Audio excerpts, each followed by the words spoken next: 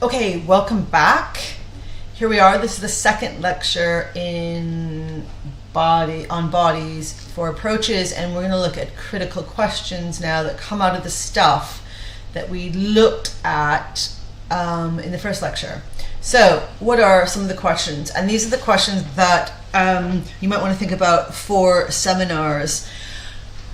So, one set come out of, and think back to Foucault again from last term, out of biopolitics, and this thing I've been talking about, this sort of compulsion to define what is normal and to then shape bodies into categories that are seen as good, productive, healthy, normal, etc.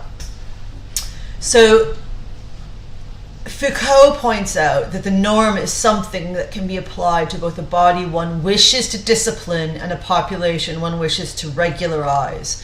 So he, to remind you, is really about this shaping, this inscribing upon, this molding the body. And as one does that, you mold the behaviors, the psychology, the practices, the desires of that body. So by focusing on the physical body, you shape all kinds of intangible stuff as well. Now, I mentioned this in the first lecture, and I really recommend it to you. In fact, we would be reading it in this course if they weren't reading it in the second year theory course. What is it? Humanities after the Human. This is Paul Prasadio's article, Learning from the Virus, just published this past year. He says, and he's a very clear writer, really, really, really good. There are no politics that are not body politics. And politics means like everything out there, institutions, practices, policies, principles, stuff that governs your life. But for Foucault, the body is not first a given biological organism in which power then acts. No, the very task of political action is to fabricate, that is to make the body, put it to work, define its modes of production and reproduction. You know, you should work this way for this long at this, and then you should have this kind of life, which is like blah, blah, blah, marriage, 2.5 children, picket fence, and then it and also foreshadows the modes of discourse, language, which Donna Haraway is really about in the readings, by which that body is fictionalized to itself until it is able to say I. So in other words, the self, the individual, is formed and boundaries put around it. It is shaped by discourses which do all of these things, fabricate the body and put it to work. Lots in there to talk about. Okay, now you may have noticed, wow, there's a real weird little letter from Keats in the readings from 1818. Why is this here? Because here is a brilliant little statement in a letter from a romantic poet that challenges very much this idea of what Paul Prasadio is talking about, that there is a given biological organism, like here's your body and it just pops out and that's the way it's meant to be and it's stable, and that the character, the self that inhabits that body is also stable and is predetermined and all of that, that it's a closed kind of character. Because Keats writes this beautiful little statement about the fluid, malleable self, the fluid, malleable character, and how this is, in a sense, a wonderful thing. And for him, it's the kind of basis of poetry and writing and imagination and creativity. As to the poetical character itself, it is not itself, he says. It has no self. Keats sounding very much like a French theorist here. It is everything and nothing. It has no character. It has as much delight in conceiving a Iago as an Imogen, so male or female. A poet has no identity. He is continually, or she, or they, is continually in for and filling some other body. It is a wretched thing to confess, but is a very fact that not one word I ever utter can be taken for granted as an opinion growing out of my identical nature. Because there is no stable, predetermined, unchangeable me, I nature. How can I, when I have no nature? When I'm in a room with people, if I ever am free from speculating on creations of my own brain, then not myself goes home to myself, but the identity of everyone in the room begins to press upon me that I am in a very little time annihilated. In other words, this core essential self is annihilated by contact with other people that are constantly shaping and reshaping and bleeding into one's own character. It is a really lovely, positive statement, which is really revealing to consider alongside the stuff we're talking about. Okay.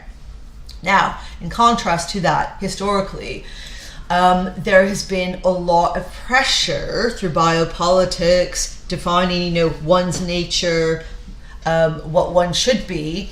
And there's a lovely little phrase which Julia Kristeva uses, the self's clean and proper body, this closed body, which, if you remember Shildrick in the reading, really wants to challenge our thinking about via our relationship to exceptional bodies.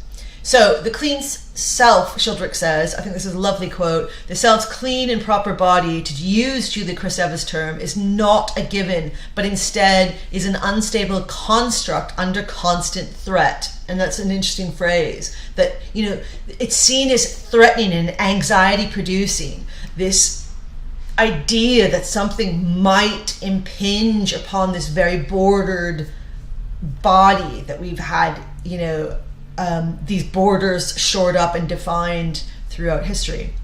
On the one hand, there is the potential of internal leakage and loss of form, while on the other, there's a risk from the circulation of all those dangerous bodies, women, racial others, the sick, the monstrous, the disabled, who both occupy the place of the other and serve to define by difference the self's own parameters.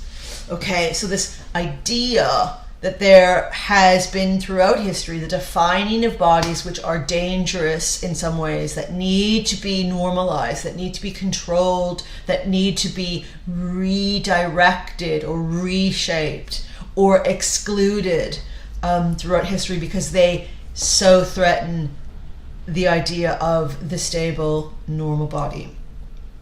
Now, we're not reading this, and if you are interested in this topic, I really, really do encourage you to look up Lauren Berlant's Slow Death. And she has this essay, chapter on thinking about this, the discourse around the so-called epidemic of obesity in America in particular. And she really challenges, and it's really interesting to think about this, which is obviously written before COVID-19, to think about, so epidemic, pandemic, epidemic is just more localized and pandemic is across the globe. Thinking about how we talk about pandemic and how we've defined it, and in doing so, how we have developed policies around it and reacted to it. So in the case of American obesity as epidemic, she says there's all this discourse about, loss of control of the body, not eating properly, not exercising, fast food, all this sort of stuff. But one of the things that happens when we define epidemics, particularly cultural epidemics, and we've had them about all kinds of things, there's an epidemic of crime, there's an epidemic of obesity, there's an epidemic of depression or mental illness, there's an epidemic of... What happens is that we do that kind of classification, we say this happens because of that, and there's this discourse around, it's your responsibility, you need to take charge of your life, da-da-da-da-da.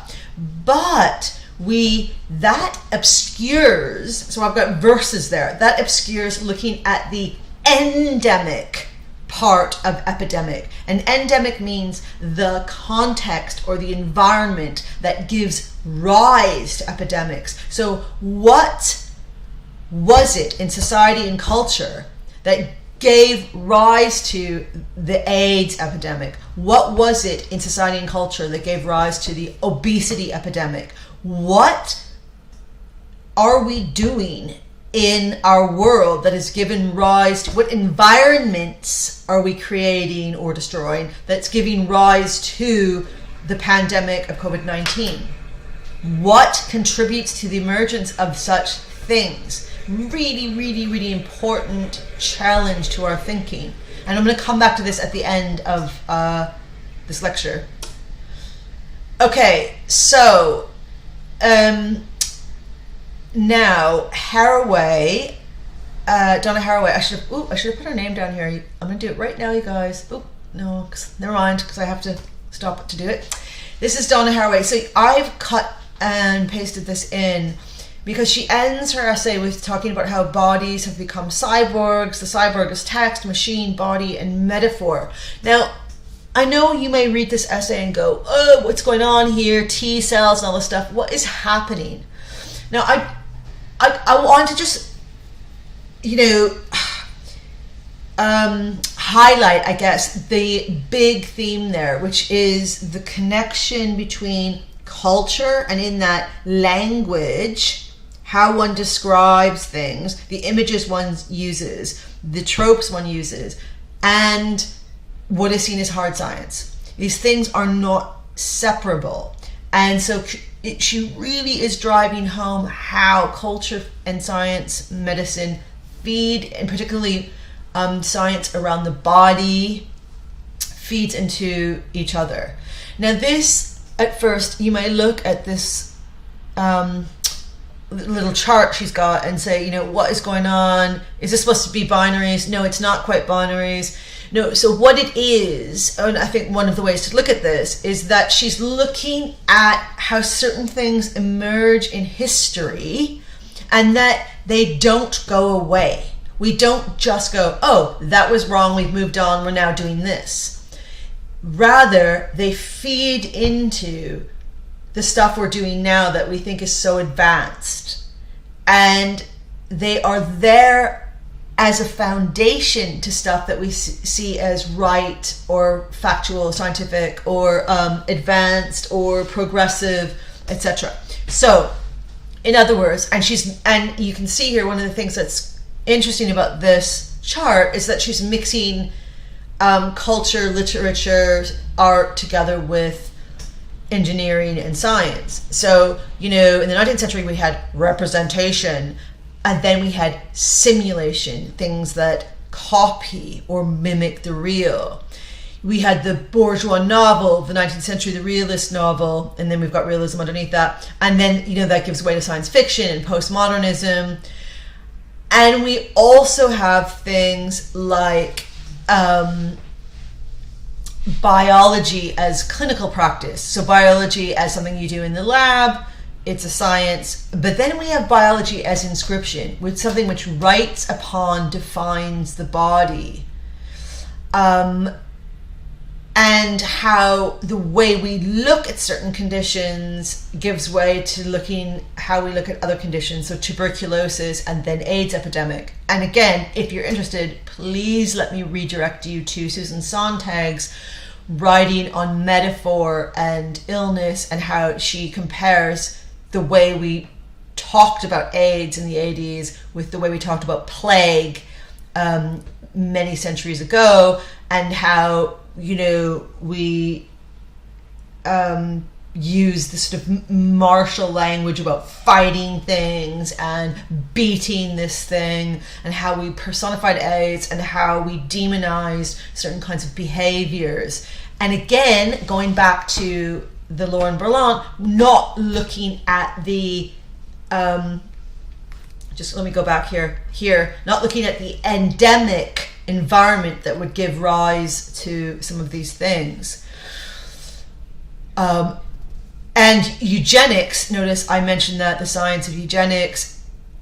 Now, we say that's horrific. That's what the Nazis did. This is a terrible thing. It's like a very dark period in our history. But, Haraway is getting us to think about the relationship between that and genetic engineering. What is the difference besides the name, besides the time, besides advancements in technology? Are the aims similar? Hygiene gives way to stress management. And I'm just going to look. And then she's got some things bringing race in here, the racial chain of being, I showed you the skulls before, where we compared and contrasted various races, the skulls of various races. And then we have this sort of chain of being with, Western white European at the top, and then Asian, and then African, etc. And I'm talking about this is historical racism, which we totally reject, and it's unscientific.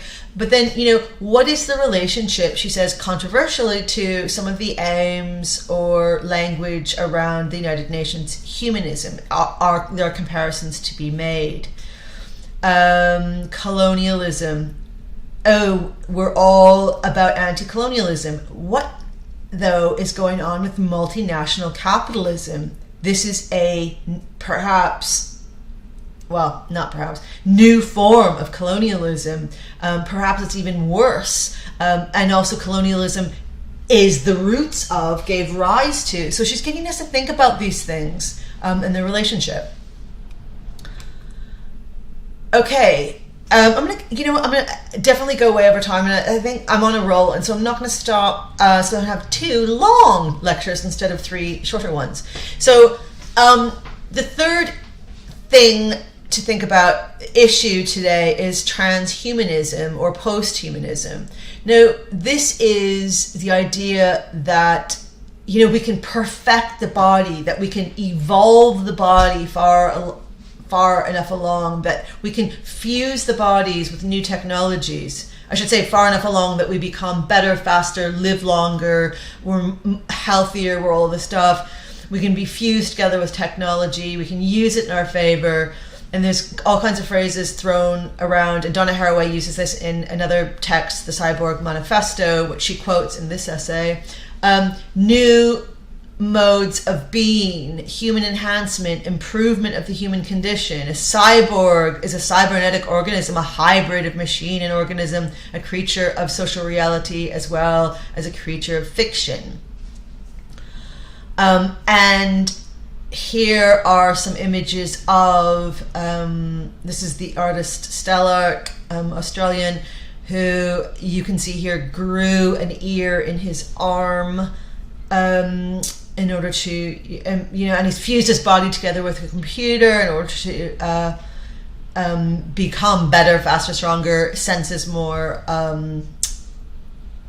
attuned, alive, accomplishing more sensitive. And of course, there are bodies that have been fused with machinery, as is shown in this image here. And so, yes, okay, and you can again think about how this plays out in literature and art, utopian literature or film, science fiction. Gattaca is just one example. And I should say this is the athlete Amy Mullins in these photographs. And, in the last, how long ago was that? Decade or something? We had the disabled body, with the aid of technology, become faster than the abled body in the Olympics. Oscar Pistorius? Oscar Pistorius, who is serving time, I believe, for killing his fiance. Okay, that's another story. Okay, so moving on from that. So, okay, this, and a lot of this is, people who subscribe to this are like, the future is a bright and better place. However, how can our future be bright and better when I say, and other people say, we don't address the endemic the environmental, the foundational, basic things that we can't get right in this day and age so long through our history. For instance, and let me please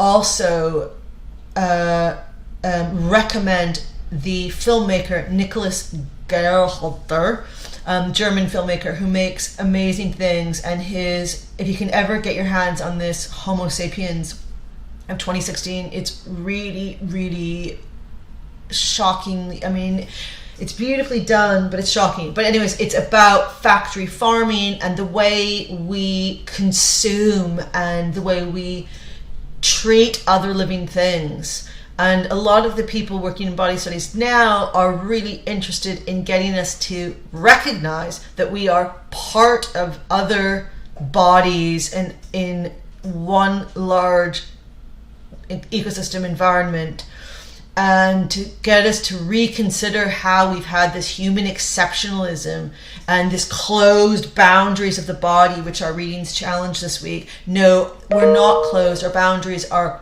our bodies are open to the world, and they impinge upon and are affected by other bodies, including animal bodies. We are ourselves animals. And a lot of writers and artists are addressing that today. And I'm just going to end with thinking about and getting you to think about, maybe this is a discussion point for seminars, to think about the trajectory, the discourses, the language, and think about what Haraway says about the language, about, being immune and closed. But thinking about the languages around what was then called at first the Wuhan virus. And then, there was lots, if you think back, don't blame the bat soup for the Wuhan virus. And then we had racist memes targeting Chinese eating habits.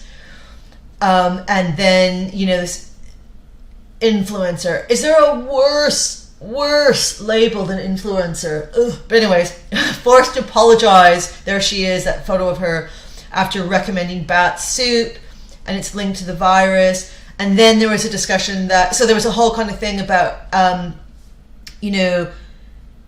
having the Chinese as a racial other and pointing the finger and all kinds of sort of terrible things happening that way, and discourses around that. And even the way, obviously, what we called the virus, and, Trump refused not to call it the Chinese virus. However, and it's very, very good, and I think the readings this week, in particular Haraway's, but also obviously Sheldrake's, get us to think about how language is used to define and represent things. But one of the challenges is to do that, to be very sensitive to that, but also to eyes open, be critical of the things that are actually going on, and to get us to find ways of talking about and addressing the issues, the problems, the crises that are happening.